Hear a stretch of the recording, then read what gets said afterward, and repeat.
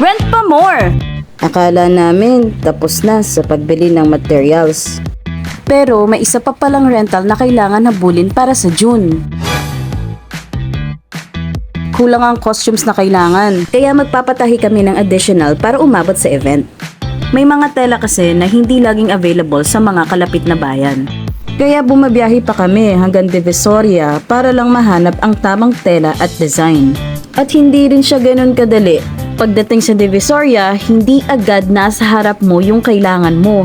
Talagang iikutin mo ang iba't ibang pasilyo, magtatanong sa iba't ibang tindahan, at maghahanap hanggang makita mo yung eksaktong tela na kailangan. Gas, pamasahe, materyales, labor at oras. Lahat yan parte ng puhunan sa bawat rental na ginagawa namin.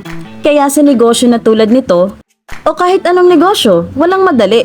Bawat rental na nakikita nyo, maraming oras at pagod muna ang inilalagay bago ito makarating sa event.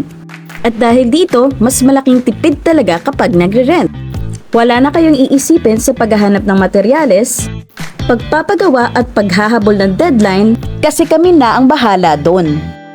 Ngayon, simulan na natin ang pagpapatahi para maihanda na ito bago ang event.